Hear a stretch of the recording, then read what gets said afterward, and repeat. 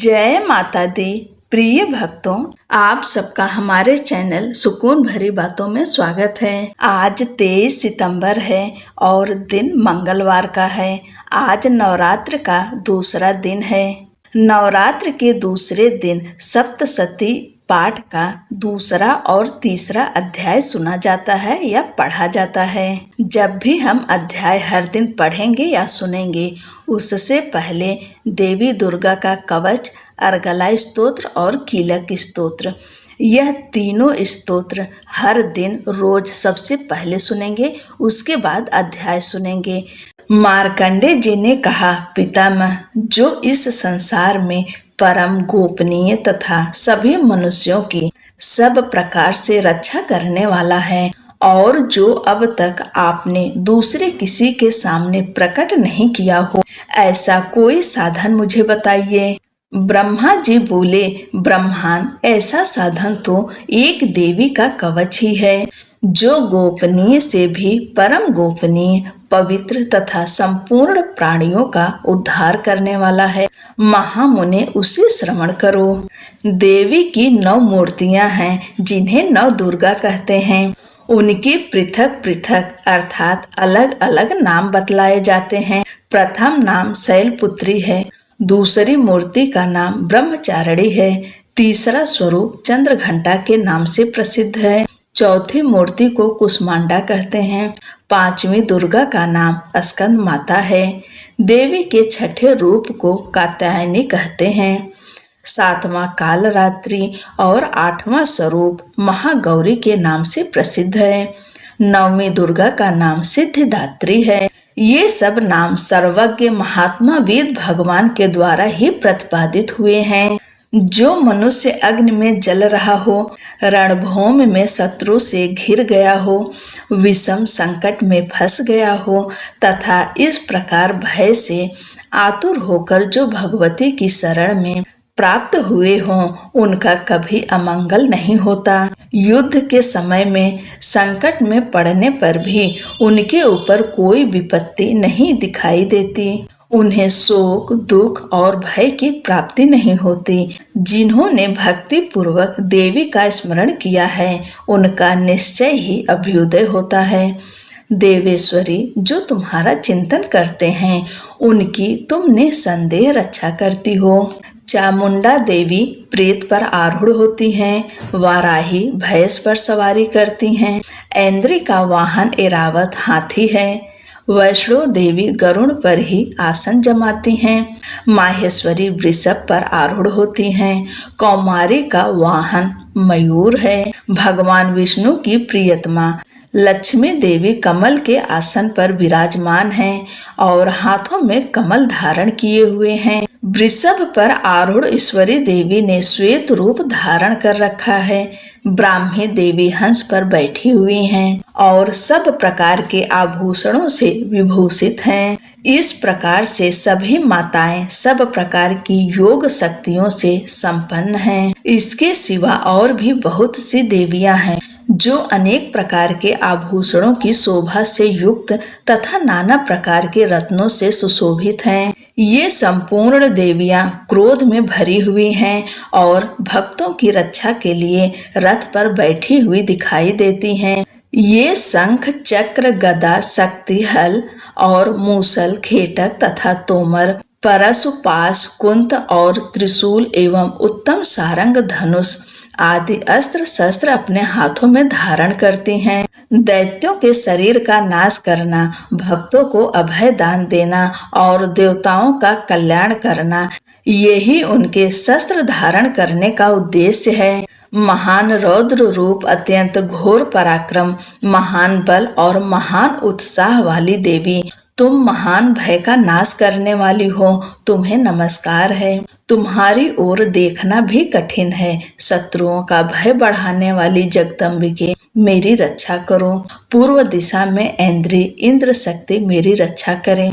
अग्निकोण में अग्नि शक्ति मेरी रक्षा करें। दक्षिण दिशा में वाराही तथा नैऋत्य कोण में खंडक धारणी मेरी रक्षा करें। पश्चिम दिशा में वारुणी और वायव्य कोण में मृग पर सवारी करने वाली देवी मेरी रक्षा करें।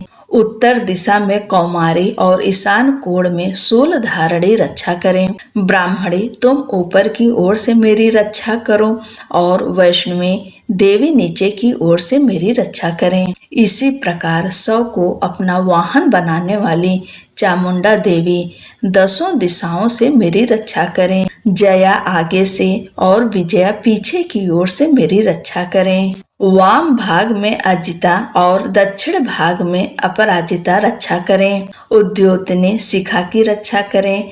उमा मेरे मस्तक पर विराजमान होकर रक्षा करें। ललाट में मालाधारी रक्षा करें और यशस्विनी मेरी भौहों का संरक्षण करें। भौहों के मध्य भाग में त्रिनेत्रा और नथुनों की यमघंटा देवी रक्षा करें। दोनों नेत्रों के मध्य भाग में शंखिनी और कानों में द्वारवासिनी रक्षा करें।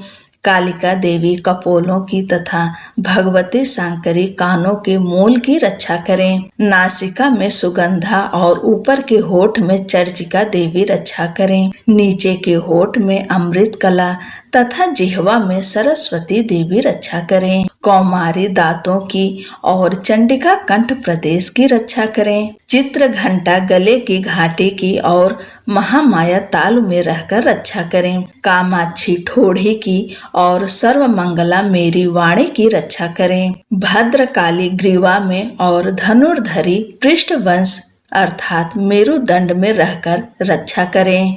कंठ के बाहरी भाग में नील ग्रीवा और कंठ की नली में नलकुबरी रक्षा करें। दोनों कंधों में खड्गिनी और मेरी दोनों भुजाओं की वज्र धारणी रक्षा करें। दोनों हाथों में दंडनी और अंगुलियों में अंबिका रक्षा करें। शूलेश्वरी नखों की रक्षा करें। कुलेश्वरी कुच्छी अर्थात पेट में रहकर रक्षा करें। महादेवी दोनों स्तनों की और शोक विनाशिनी देवी मन की रक्षा करें। ललिता देवी हृदय में और शूल धारणी उदर में रहकर रक्षा करें। नाभि में कामिनी और गुहे भाग की गुहेश्वरी रक्षा करें। पूतना और कामिका लिंग की और महेश वाहिनी गुदा की रक्षा करें। भगवती कटी भाग में और विंध्यवासिनी घुटनों की रक्षा करें। संपूर्ण कामनाओं को देने वाली महाबला देवी दोनों पिंडलियों की रक्षा करें। नरसिंही दोनों घुट्टियों की और तेजसी देवी दोनों चरण के पृष्ठ भाग की रक्षा करें। श्री देवी पैरों की अंगुलियों में और तलवासिनी पैरों के तलुओं में रहकर रक्षा करें।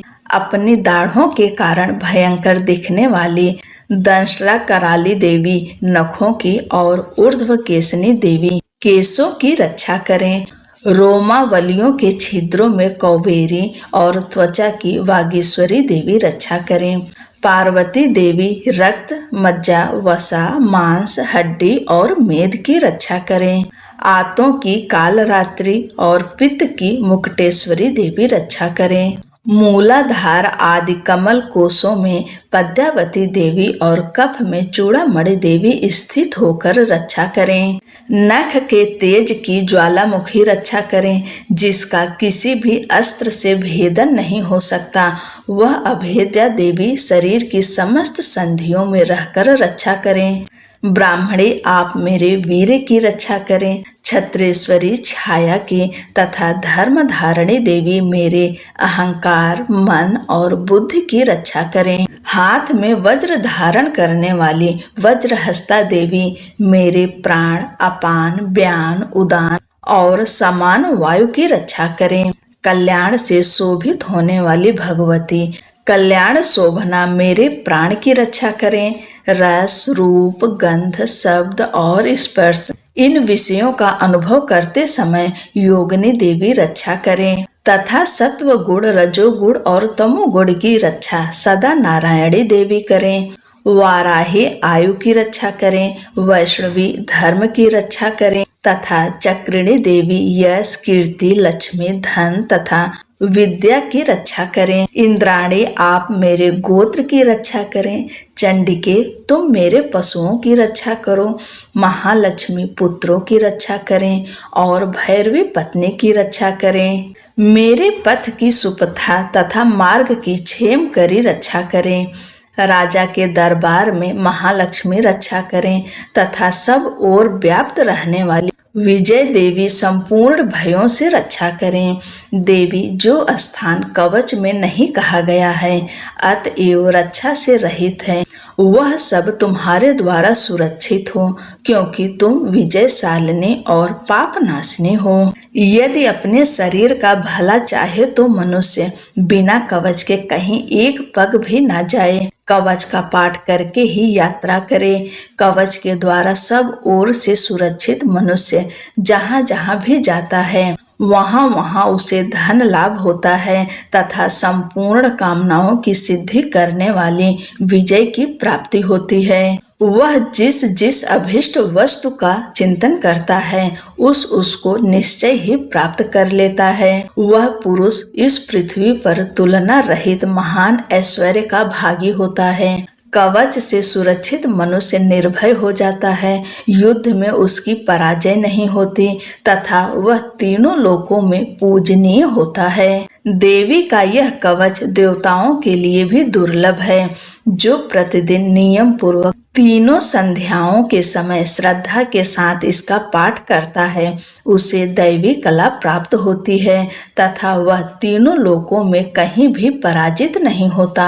इतना ही नहीं, वह अमृत्यु से रहित हो 100 से भी अधिक वर्षों तक जीवित रहता है। मकरी, चेचक, कोढ़ आदि उसकी संपूर्ण व्याधियां नष्ट हो जाती है। कनेर, भांग, अफीम, धतूरे आदि का स्थावर विष, सांप और बिच्छू आदि के काटने से चढ़ा हुआ जंगम विष तथा ऐफेन और तेल के संयोग आदि से बनने वाला कृत्रिम विष, ये सभी प्रकार के विष दूर हो जाते हैं, उनका कोई भी असर नहीं होता है। इस पृथ्वी पर मारण, मोहन आदि जितने आभिचारिक प्रयोग होते हैं तथा इस प्रकार के जितने मंत्र यंत्र होते हैं वे सब इस कवच को हृदय में धारण कर लेने पर उस मनुष्य को देखते ही नष्ट हो जाते हैं। ये ही नहीं, पृथ्वी पर विचरने वाले ग्राम देवता, आकाशचारी देव, विशेष जल के संबंध से प्रकट होने वाले गण,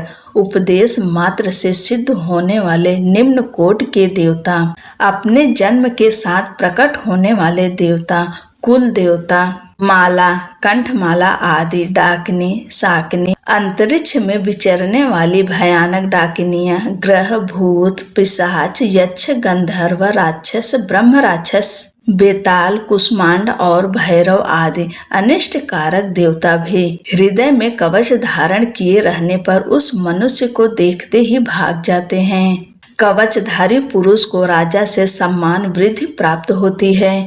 यह कवच मनुष्य के तेज की वृद्धि करने वाला और उत्तम है। कवच का पाठ करने वाला पुरुष अपनी कीर्ति से विभूषित भूतल पर अपने सुयश के साथ साथ वृद्धि को प्राप्त होता है। जो पहले कवच का पाठ करके उसके बाद सप्तशती चंडी का पाठ करता है उसकी जब तक वन, पर्वत और काननों अर्थात जंगलों सहित यह पृथ्वी टिकी रहती है तब तक यहाँ पुत्र, पौत्र आदि संतान परंपरा बनी रहती है।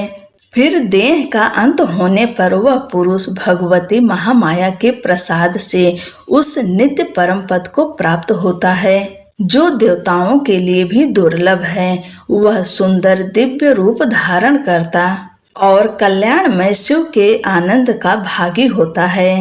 श्री देवी कवच संपूर्ण। अर्गला स्तोत्रम। ओम नमः चंडिकाए। ओम चंडिका देवी को नमस्कार है। मार्कंडे जी कहते हैं, जयंती मंगला काली, भद्र काली, कपालिनी, दुर्गा, क्षमा, शिवा, धात्री, स्वाहा और स्वधा, इन नामों से प्रसिद्ध जगदम्बिके तुम्हें मेरा नमस्कार है। देवी चामुंडे तुम्हारी जय हो। संपूर्ण प्राणियों की पीड़ा हरने वाली देवी तुम्हारी जय हो। सब में व्याप्त रहने वाली देवी तुम्हारी जय हो। काल रात्रि तुम्हें नमस्कार है। मधु और कैटभ को मारने वाली तथा ब्रह्मा जी को वरदान देने वाली देवी तुम्हें नमस्कार है। तुम मुझे रूप दो, जय दो, यश दो और काम क्रोध आदि शत्रुओं का नाश करो। महिषासुर का नाश करने वाली तथा भक्तों को सुख देने वाली देवी, तुम्हें नमस्कार है। तुम रूप दो, जय दो, यश दो और काम क्रोध आदि शत्रुओं का नाश करो। रक्त बीज का वध और चंड मुंड का विनाश करने वाली देवी, तुम रूप दो, जय दो, यश दो और काम क्रोध आदि शत्रुओं का नाश करो। शुंभ और निशुंभ तथा धूम्रलोचन का मर्दन करने वाली देवी, तुम रूप दो, जय दो, यश दो और काम क्रोध आदि शत्रुओं का नाश करो। सबके द्वारा वंदित युगल चरणों वाली तथा संपूर्ण सौभाग्य प्रदान करने वाली देवी, तुम रूप दो, जय दो, यश दो और काम क्रोध आदि शत्रुओं का नाश करो। देवी, तुम्हारे रूप और चरित्र अचिंत्य हैं। तुम समस्त शत्रुओं का नाश करने वाली हो। तुम रूप दो, जय दो, यश दो और काम क्रोध आदि शत्रुओं का नाश करो। पापों को दूर करने वाली चंडिके, जो भक्ति पूर्वक तुम्हारे चरणों में सर्वदा मस्तक झुकाते हैं, उन्हें रूप दो, जय दो, यश दो और काम क्रोध आदि शत्रुओं का नाश करो। रोगों का नाश करने वाली चंडिके, जो भक्ति पूर्वक तुम्हारी स्तुति करते हैं, उन्हें तुम रूप दो, जय दो, यश दो और काम क्रोध आदि शत्रुओं का नाश करो। चंडिके, इस संसार में जो भक्ति पूर्वक तुम्हारी पूजा करते हैं, उन्हें रूप दो, जय दो, यश दो और काम क्रोध आदि शत्रुओं का नाश करो। मुझे सौभाग्य और आरोग्य दो, परम सुख दो, रूप दो, जय दो, यश दो और काम क्रोध आदि शत्रुओं का नाश करो। जो मुझसे द्वेष रखते हों, उनका नाश और मेरे बल की वृद्धि करो। रूप दो, जय दो, यश दो और काम क्रोध आदि शत्रुओं का नाश करो। देवी, मेरा कल्याण करो, मुझे उत्तम संपत्ति प्रदान करो। रूप दो, जय दो, यश दो और काम क्रोध आदि शत्रुओं का नाश करो। अंबिके, देवता और असुर दोनों ही अपने माथे की मुकुट की मड़ियों को तुम्हारे चरणों पर घिसते हैं। तुम रूप दो, जय दो, यश दो और काम क्रोध आदि शत्रुओं का नाश करो। तुम अपने भक्त जन को विद्वान, यशस्वी और लक्ष्मीवान बनाओ तथा रूप दो, जय दो, यश दो और काम क्रोध आदि शत्रुओं का नाश करो। प्रचंड दैत्यों के दर्प का दलन करने वाली चंडिके, मुझ शरणागत को रूप दो, जय दो, यश दो और काम क्रोध आदि शत्रुओं का नाश करो।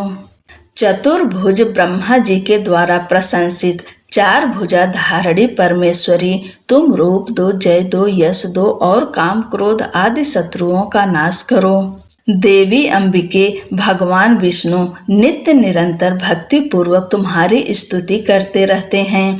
तुम रूप दो, जय दो, यश दो और काम क्रोध आदि शत्रुओं का नाश करो। हिमालय कन्या पार्वती के पति महादेव जी के द्वारा होने वाली परमेश्वरी, तुम रूप दो, जय दो, यश दो और काम क्रोध आदि शत्रुओं का नाश करो। सचिपति इंद्र के द्वारा सद्भाव से पूजित होने वाली परमेश्वरी, तुम रूप दो, जय दो, यश दो और काम क्रोध आदि शत्रुओं का नाश करो। प्रचंड भुजदंडों वाले दैत्यों का घमंड चूर करने वाली देवी, तुम रूप दो, जय दो, यश दो और काम क्रोध आदि शत्रुओं का नाश करो। देवी अंबिके, तुम अपने भक्त जनों को सदा असीम आनंद प्रदान करती हो। तुम रूप दो, जय दो, यश दो और काम क्रोध आदि शत्रुओं का नाश करो। मन की इच्छा के अनुसार चलने वाली मनोहर पत्नी प्रदान करो, जो दुर्गम संसार से तारने वाली तथा उत्तम कुल में जन्मी हो। जो मनुष्य इस स्तोत्र का पाठ करके सप्तशती रूपी महास्तोत्र का पाठ करता है, वह सप्तशती के जप संख्या से मिलने वाले श्रेष्ठ फल को प्राप्त होता है। साथ ही वह प्रचुर संपत्ति भी प्राप्त कर लेता है। इति देवी अर्गला स्तोत्रम संपूर्णम। कीलक स्तोत्रम। ओम नमः चंडिकाय। मार्कंडे जी कहते हैं, विशुद्ध ज्ञान ही जिनका शरीर है, तीनों वेद ही जिनके तीन नेत्र हैं, जो कल्याण प्राप्ति के हेतु हैं तथा अपने मस्तक पर अर्ध चंद्र धारण करते हैं, उन भगवान शिव को नमस्कार है। मंत्रों का जो अभिकीलक है, अर्थात मंत्रों की सिद्धि में विघ्न उपस्थित करने वाले, साप रूपी कीलक का निवारण करने वाला है, उस सप्तशती स्तोत्र को संपूर्ण रूप से जानना चाहिए और जानकर उसकी उपासना करनी चाहिए। उसके भी उच्चाटन आदि कर्म सिद्ध होते हैं, उसे भी समस्त दुर्लभ वस्तुओं की प्राप्ति होती है। तथापि जो अन्य मंत्रों का जप न करके केवल इस सप्तशती नामक स्तोत्र से ही देवी की स्तुति करते हैं, उन्हें स्तुति मात्र से ही सच्चिदानंद स्वरूपिणी देवी सिद्ध हो जाती हैं। उन्हें अपने कार्य की सिद्धि के लिए मंत्र, औषधि तथा अन्य किसी साधन के उपयोग की आवश्यकता नहीं रहती। बिना जप के उनके उच्चाटन आदि समस्त अभिचारिक कर्म सिद्ध हो जाते हैं। इतना ही नहीं, उनकी संपूर्ण अभीष्ट वस्तुएं भी सिद्ध होती है। लोगों के मन में यह शंका थी कि जब केवल सप्तशती की उपासना से भी सामान्य रूप से अथवा सप्तशती को छोड़कर अन्य मंत्रों की उपासना से भी सामान्य रूप से सब कार्य सिद्ध होते हैं, अब इनमें श्रेष्ठ कौन सा साधन है? लोगों की इस शंका को सामने रखकर भगवान शंकर ने अपने पास आए हुए जिज्ञासुओं को समझाया कि यह सप्तशती नामक संपूर्ण स्तोत्र ही सर्वश्रेष्ठ एवं कल्याणमय है। तदंतर भगवती चंडिका के सप्तशती नामक स्तोत्र को महादेव जी ने गुप्त कर दिया। सप्तशती के पाठ से जो पुण्य प्राप्त होता है उसकी कभी भी समाप्ति नहीं होती, किंतु अन्य मंत्रों के जप जन्य पुण्य की समाप्ति हो जाती है। अतः भगवान शिव ने अन्य मंत्रों की अपेक्षा जो सप्तशती की ही श्रेष्ठता का निर्णय किया उसे जानना चाहिए।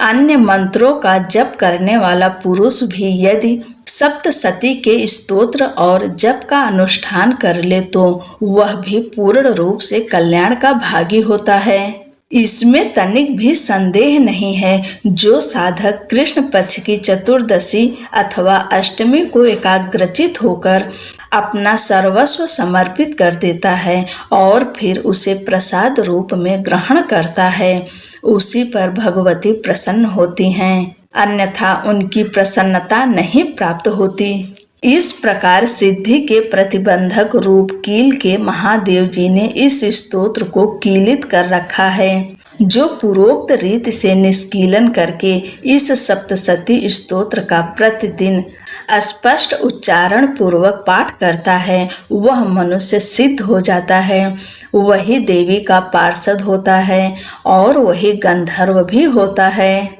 सर्वत्र विचरते रहने पर भी इस संसार में उसे कहीं भी भय नहीं होता।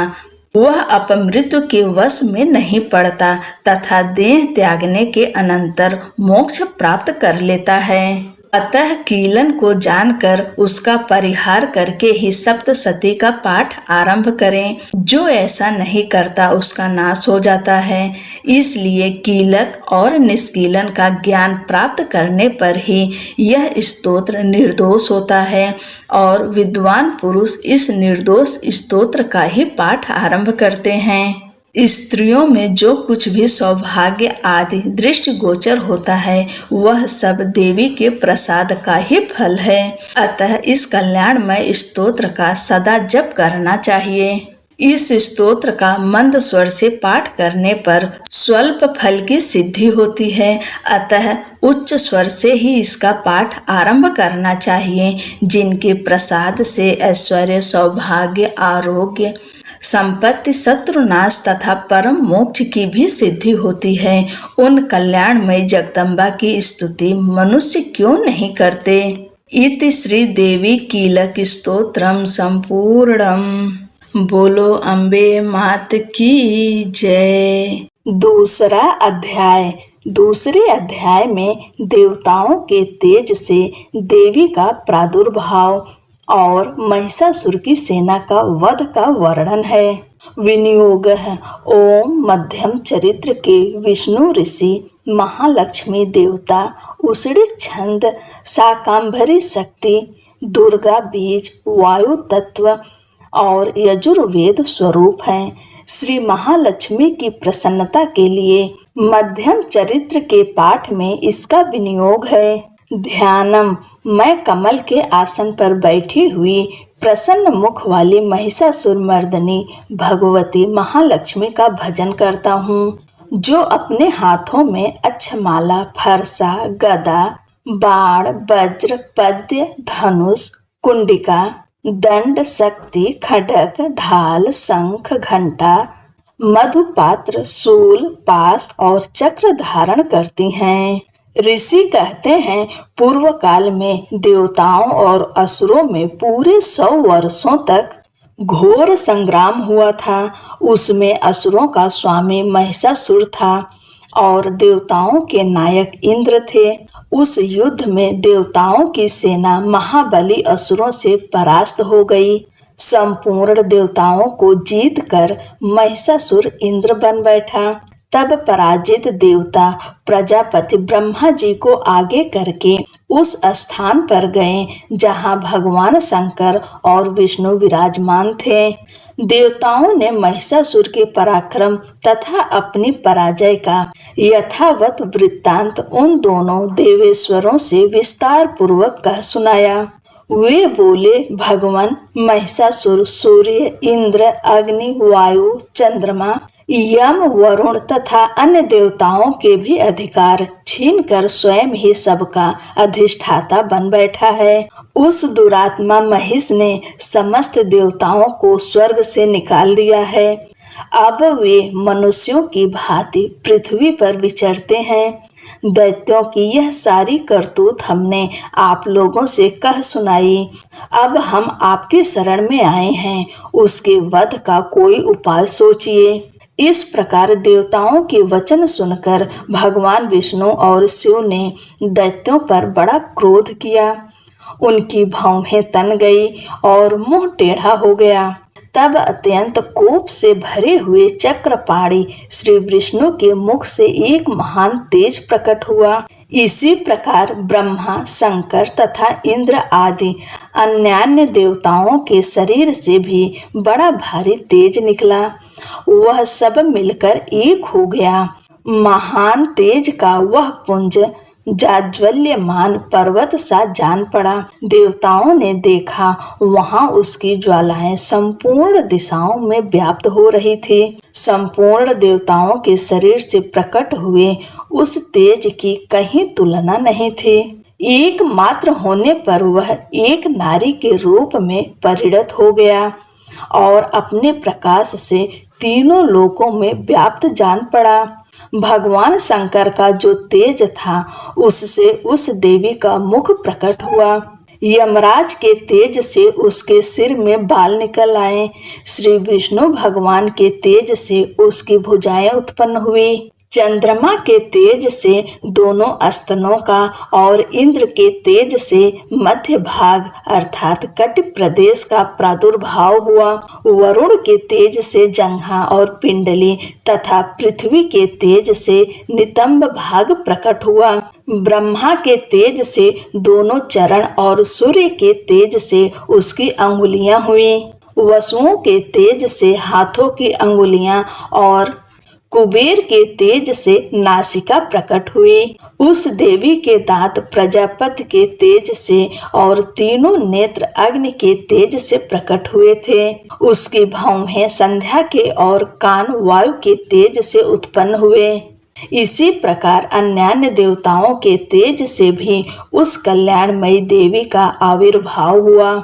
तदंतर समस्त देवताओं के तेजः पुंज से प्रकट हुई देवी को देखकर महिषासुर के सताए हुए देवता बहुत प्रसन्न हुए।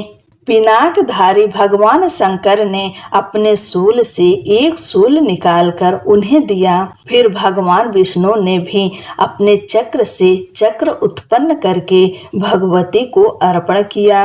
वरुण ने भी शंख भेंट किया। अग्नि ने उन्हें शक्ति दी और वायु ने धनुष तथा बाण से भरे हुए 2 तरकस प्रदान किए।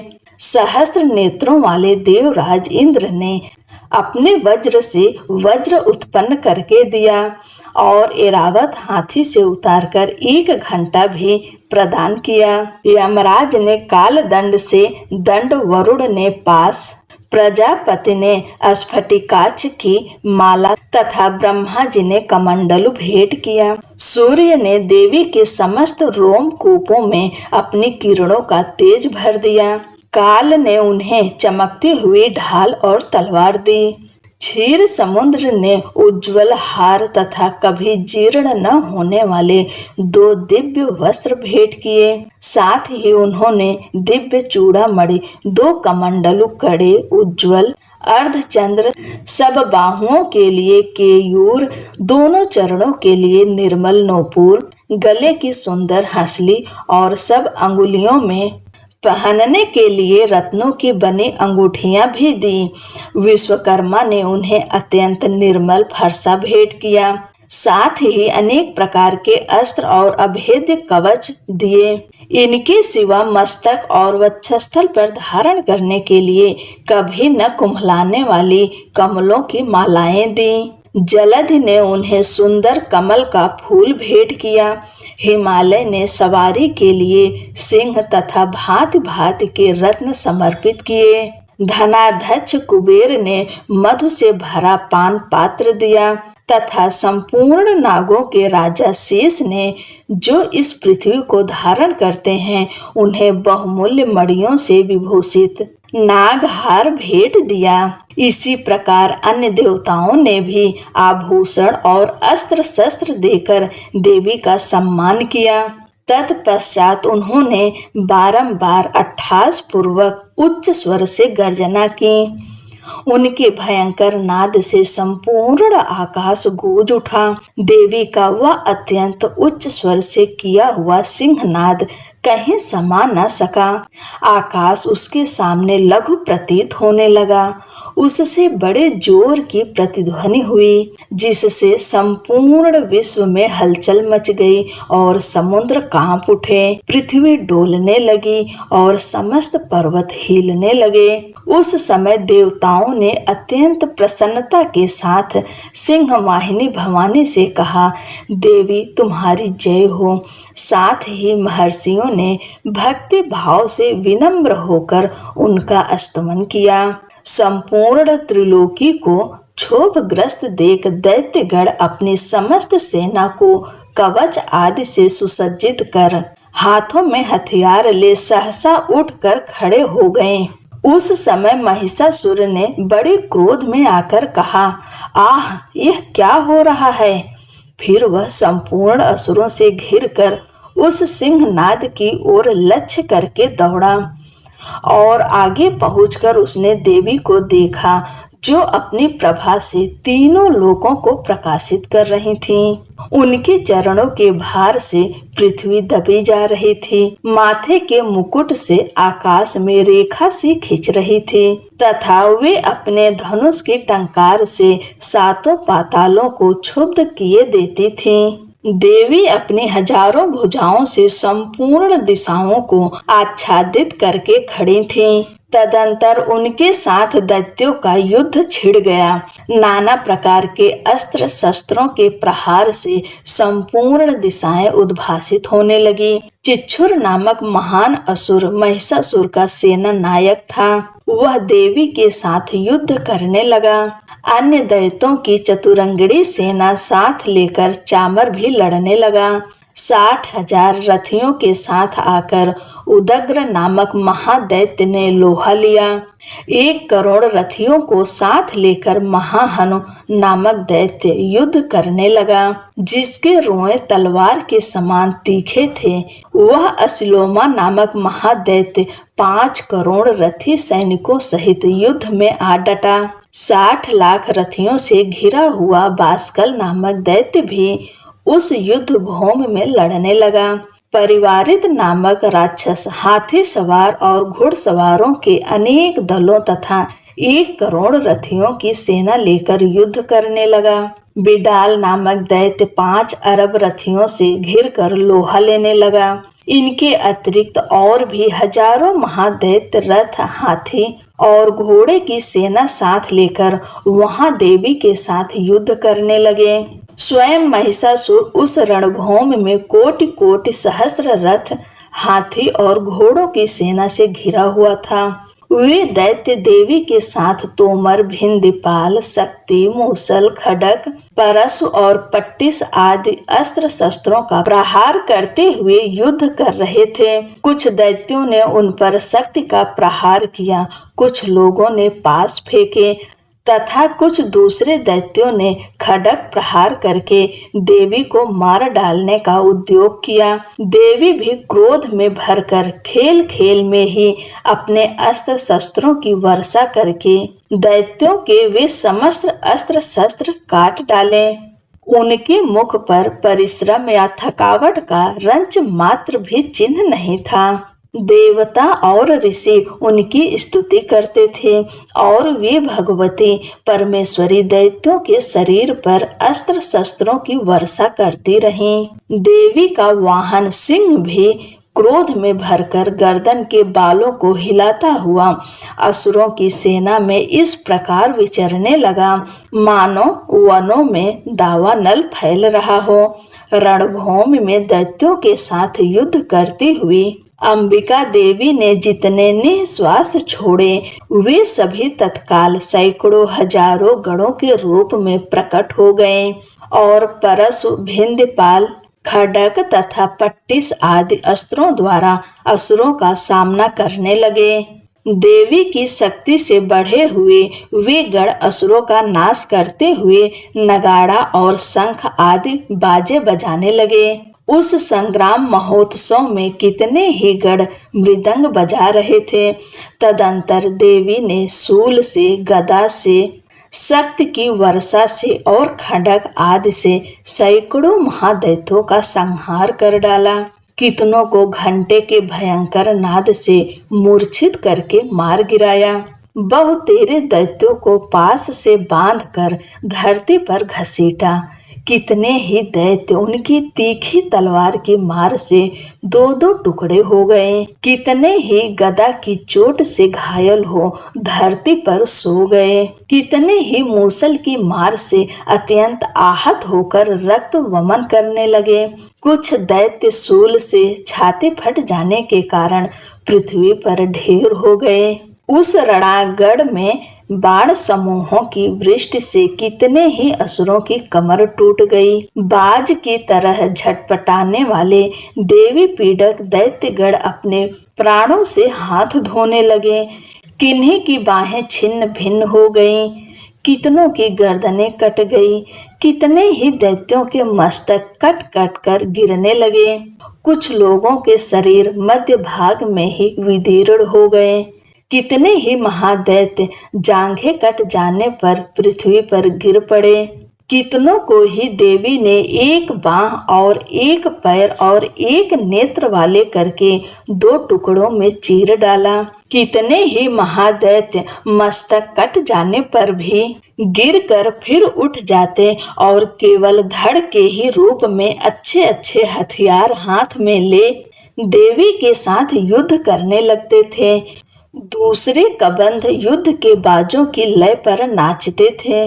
कितने ही बिना सिर के धड़, हाथों में खड्ग, शक्ति और रिष्ट लिए दौड़ते थे तथा दूसरे दूसरे महादैत्य ठहरो ठहरो यह कहते हुए देवी को युद्ध के लिए ललकारते थे।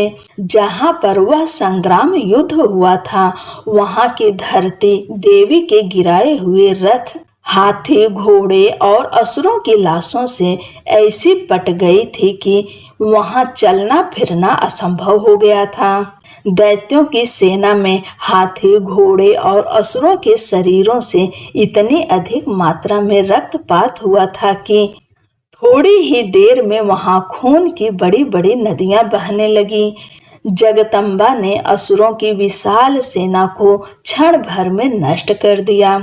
ठीक उसी तरह जैसे तृण और काठ के भारी ढेर को आग कुछ ही क्षणों में भस्म कर देती है और वह सिंह भी गर्दन के बालों को हिला हिलाकर जोर जोर से गर्जना करता हुआ दैत्यों के शरीरों से मानो उनके प्राण चुन लेता था।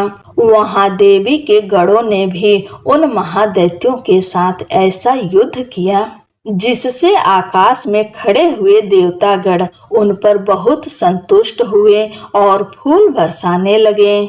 जय जय श्री मार्कंडे पुराणे सांवरणिके मनवंतरे देवी महात्म्य द्वितीय है। ओम तत्सत। तीसरा अध्याय। ध्यानम। जगदम्बा के श्री अंगों की कांति उदय काल के सहस्त्रों सूर्यों के समान है। वे लाल रंग की रेशमी साड़ी पहने हुए हैं। उनके गले में मुंडमाला शोभा पा रही है। दोनों स्तनों पे रक्त चंदन का लेप लगा है। वे अपने कर कमलों में जप मालिका, विद्या और अभय तथा वर नामक मुद्राएं धारण किए हुए हैं। 3 नेत्रों से सुशोभित मुखार बिंद की बड़ी शोभा हो रही है। उनके मस्तक पर चंद्रमा के साथ ही रत्नमय मुकुट बंधा है तथा वे कमल के आसन पर विराजमान हैं। ऐसे देवी को मैं भक्ति पूर्वक प्रणाम करता हूँ। ऋषि कहते हैं, दैत्यों की सेना को इस प्रकार तहस नहस होते देख महादैत्य सेनापति चिच्छुर क्रोध में भरकर अंबिका देवी से युद्ध करने के लिए आगे बढ़ा।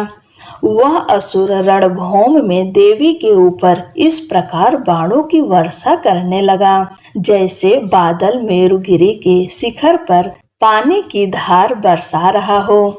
तब देवी ने अपने बाणों से उसके बाण समूहों को अनायास ही काटकर उसके घोड़ों और सारथी को मार डाला। साथ ही उसके धनुष तथा अत्यंत ऊंची ध्वजा को भी तत्काल काट गिराया। धनुष कट जाने पर उसके अंगों को अपने बाणों से बींध डाला।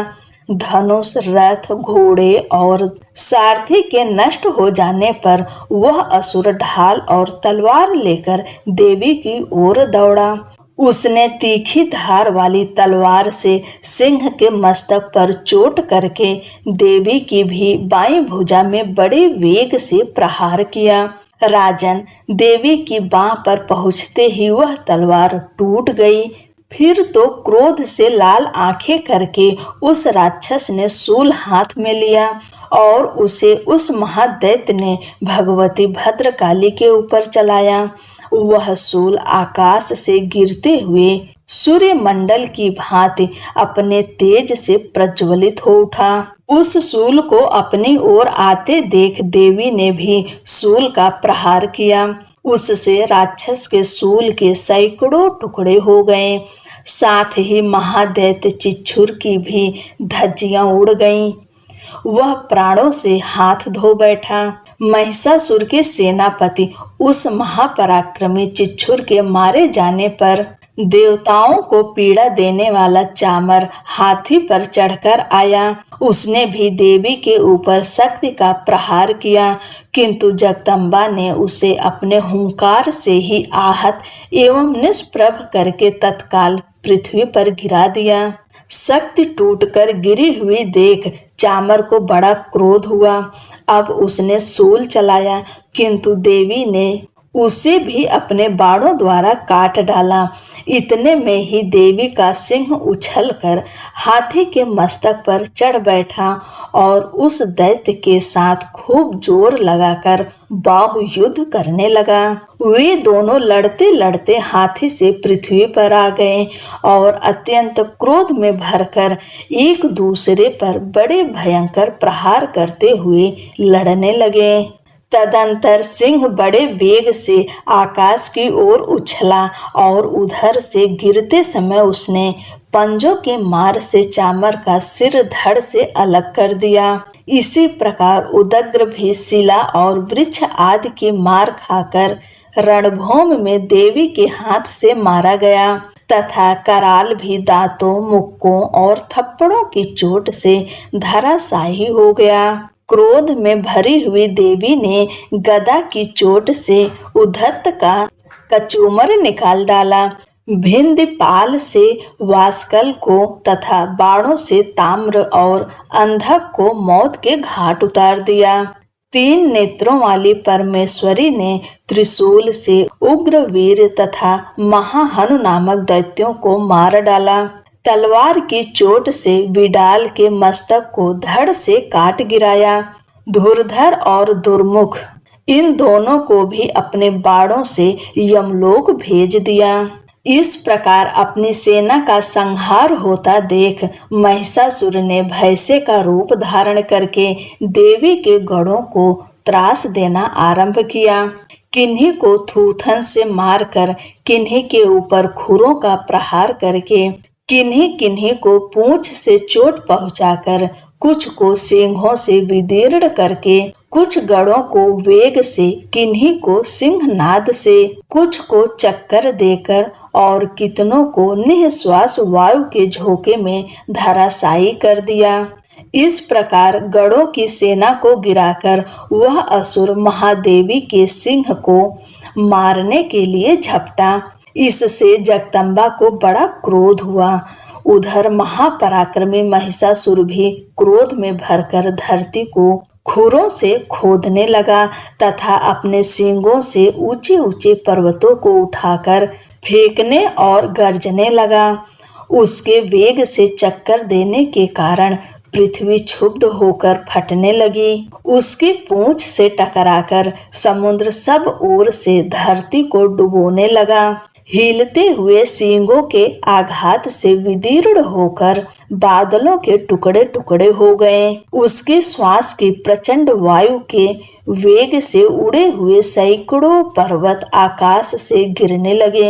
इस प्रकार क्रोध में भरे हुए उस महादैत्य को अपनी ओर आते देख चंडिका ने उसका वध करने के लिए महान क्रोध किया। उन्होंने पास फेंक कर उस महान असुरों को बांध लिया। उस महासंग्राम में बध जाने पर उसने भैंसे का रूप त्याग दिया और तत्काल सिंह के रूप में प्रकट हो गया।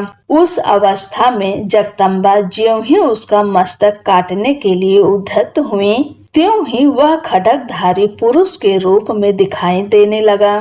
तब देवी ने तुरंत ही बाणों की वर्षा करके ढाल और तलवार के साथ उस पुरुष को भी बेंध डाला।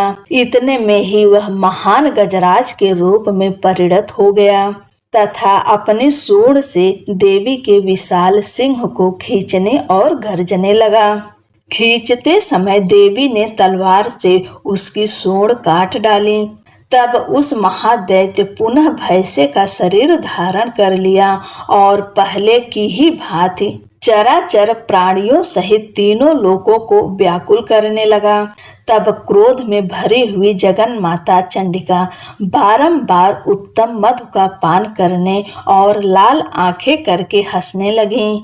उधर वह बल और पराक्रम के मद से उन्मत्त हुआ राक्षस गर्जने लगा और अपने सींगों से चंडी के ऊपर पर्वतों को फेंकने लगा।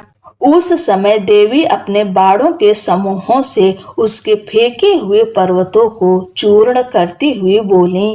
बोलते समय उनका मुख मधु के मद से लाल हो रहा था और वाणी लड़खड़ा रही थी। देवी ने कहा, ओ मूढ़, मैं जब तक मधु पीती हूँ तब तक तू क्षण भर के लिए खूब गर्ज ले। मेरे हाथों से यहीं तेरी मृत्यु हो जाने पर अब शीघ्र ही देवता भी गर्जना करेंगे। ऋषि कहते हैं, यूं कहकर देवी उछली और उस महादैत्य के ऊपर चढ़ गईं। फिर अपने पैरों से उसे दबाकर उन्होंने शूल से उसके कंठ में आघात किया। उनके पैर से दबा होने पर भी महिषासुर अपने मुख से अर्थात दूसरे रूप में बाहर होने लगा। अभी आधे शरीर से ही वह बाहर निकलने पाया था कि देवी ने अपने प्रभाव से उसे रोक दिया। आधा निकला होने पर भी वह महादैत्य देवी से युद्ध करने लगा। तब देवी ने बहुत बड़ी तलवार से उसका मस्तक काट गिराया। फिर तो हाहाकार करती हुई दैत्यों की सारी सेना भाग गई तथा संपूर्ण देवता अत्यंत प्रसन्न हो गए। देवताओं ने दिव्य महर्षियों के साथ देवी दुर्गा का स्तवन किया। गंधर्व राज गाने लगे और अप्सराएं नृत्य करने लगीं। जय जय श्री मार्कंडेय पुराणे सांवरणिके मन्वंतरे देवी महात्म्य तृतीय है। ओम तत्सत।